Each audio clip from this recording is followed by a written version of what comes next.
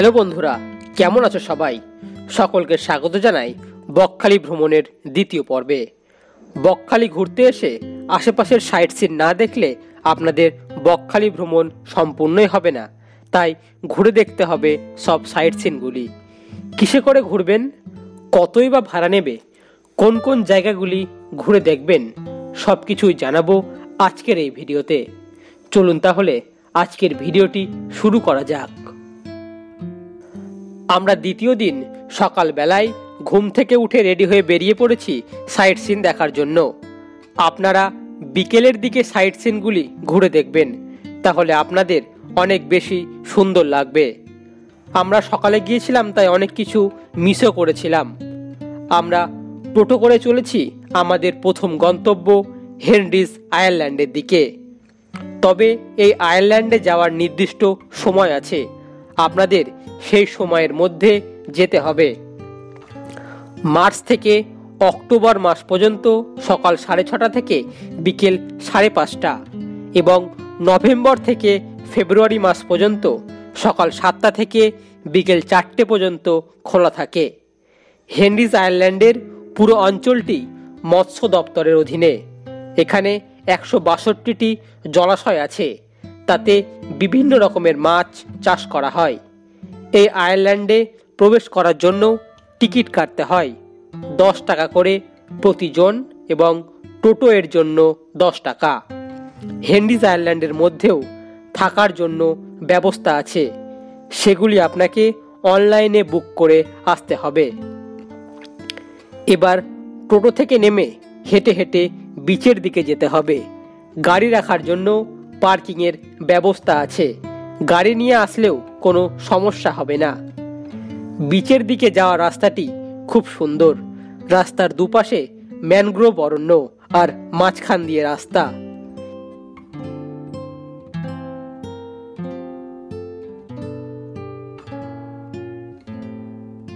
কিছু দূর যাওয়ার পরে কাঠের সেতু পার করে আবার সামনের দিকে এগিয়ে যেতে হবে। চারপাশে সবুজ হয়ে আছে ম্যানগ্রোভ অরণ্য।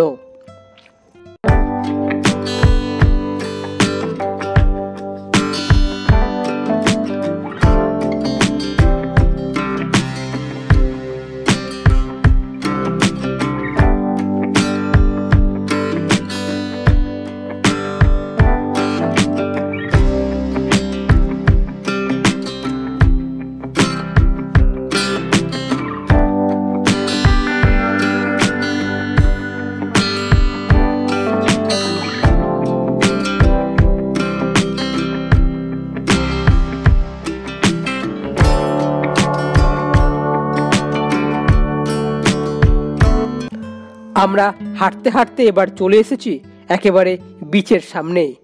এটির নাম হলো হেনরিজ আয়ারল্যান্ড।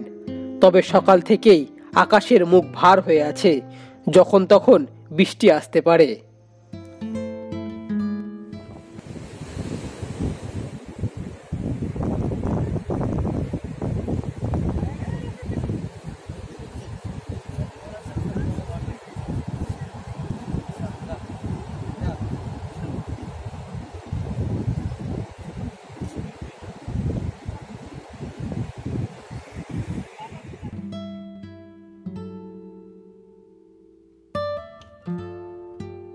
এই সি বিচটি খুব সুন্দর। চারিদিকে ম্যানগ্রোভ অরণ্য আর সামনে সাদা বালির সমুদ্র সৈকত। তবে এখানে স্নান করা বারণ চোরাবালির কারণে। তাই এই সমুদ্র সৈকত শুধুমাত্র ছবি তোলা ও শুধুমাত্র দেখার জন্যই মানুষ এখানে আসেন।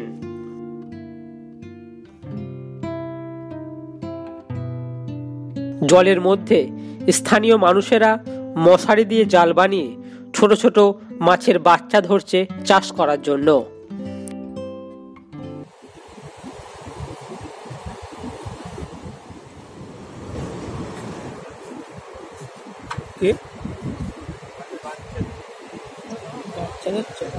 বাগদা মাছ এই যে জলে ছাড়বেন, তাই তো? ধরা জায়গায় এগুলো কি মাছ? হ্যাঁ, এগুলো কি? এই যে ছোট কাঁকড়া বাচ্চা। কাঁকড়া বাচ্চা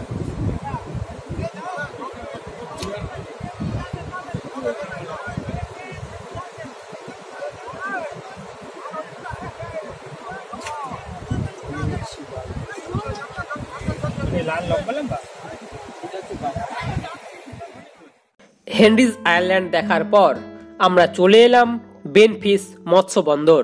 এখানেও প্রবেশ করার জন্য টাকা লাগে, জনপ্রতি 5 টাকা এবং টোটো 8 টাকা। যারা সমুদ্রে মাছ ধরতে যায় তারা তাদের কাজকর্ম করছেন, মাছ ধরার জাল সেলাই করছেন, সবাই নিজের নিজের কাজে ব্যস্ত। বেনফিস মৎস্য বন্দর থেকেই লঞ্চে করে আবার যাওয়া যায় জম্মুদ্বীপ, মৌসুনী ও ভাগবতপুর ঘোরার জন্য। জম্মুদ্বীপ যাওয়ার জন্য ভাড়া লাগে 120 টাকা প্রতিজন। বাকি সব জায়গাগুলি ঘোরার জন্য আপনাকে রিজার্ভ করে যেতে হবে। তবে আবহাওয়া খারাপ থাকার কারণে আজকে লঞ্চ পরিষেবা বন্ধ আছে। জোয়ারের কারণে জল এখন অনেক বেড়ে আছে, কমে গেলে ট্রলারগুলি অনেক নিচের দিকে চলে যায় এবং এই ট্রলারগুলি সমুদ্রে মাছ ধরার কাজে ব্যবহার করা হয়।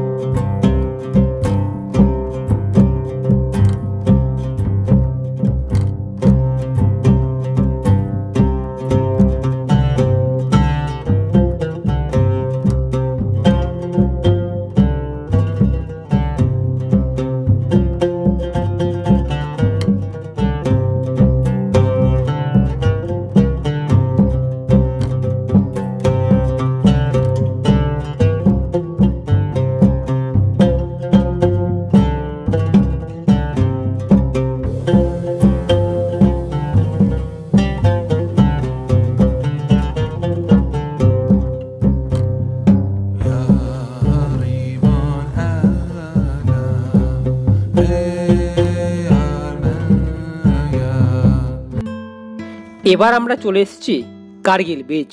তবে কার্গিল বিচ সকালের তুলনায় বিকেলে অনেক সুন্দর। সূর্য অস্ত যাওয়ার সময় এই কার্গিল বিচ এক অন্য রূপে সেজে ওঠে এবং প্রচুর পর্যটক বিকেলে আসেন। আমরা বিকেলে আসেনি, তাই সকালে ঘুরে দেখছি সমস্ত জায়গাগুলি। বিকেলে আসলে জল অনেকটাই দূরে থাকে, সূর্য অস্ত যাওয়ার সম্পূর্ণ দৃশ্য খুব সুন্দরভাবে উপভোগ করা যায় এই কার্গিল বিচ থেকে।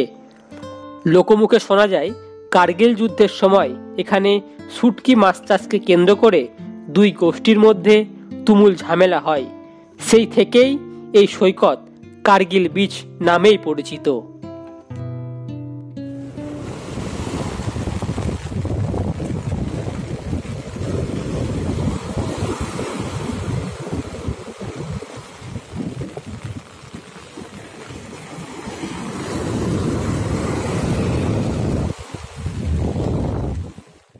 এবার আমরা চলেছি বকখালির শেষ সাইট সিন ফ্রেজারগঞ্জের দিকে।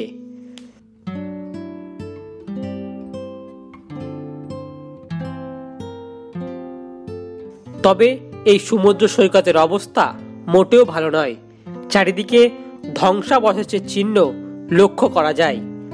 লোকমুখে প্রচলিত আছে ফ্রেজার সাহেব এলাকাটিতে রিসর্ট গড়ে তুলতে চেয়েছিলেন, কিন্তু সমুদ্রের ঢেউ এসে তার রিসর্টগুলি ভেঙে দেয়। সেই রিসর্টের ধ্বংসাবশেষ এখনো লক্ষ্য করা যায়। ধ্বংসপ্রাপ্ত একটি দেওয়ালের গায়ে ফ্রেজার সাহেবের ছবি লক্ষ্য করা যায়। সেই ঘরটির অবস্থা জরাজীর্ণ, যখন তখন ভেঙে পড়ে যেতে পারে সমুদ্রের জলে। তাই অযথা কেউ এই ঘরের দিকে আসবেন না।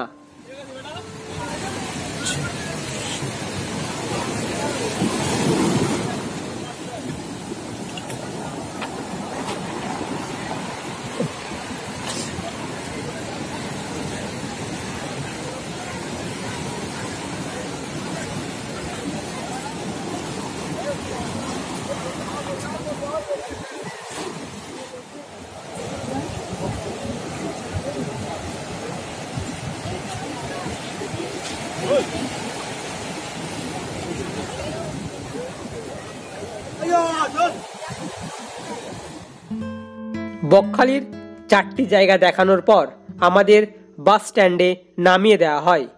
আমাদের ঘুরতে সময় লাগে প্রায় 3 ঘন্টা মতো। আমাদের ভাড়া নিয়েছিল প্রতি টোটো 300 টাকা করে।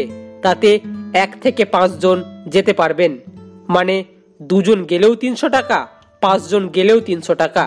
আপনারা বাস স্ট্যান্ডের কাছ থেকেই টোটো পেয়ে যাবেন সাইট সিন ঘোরার জন্য।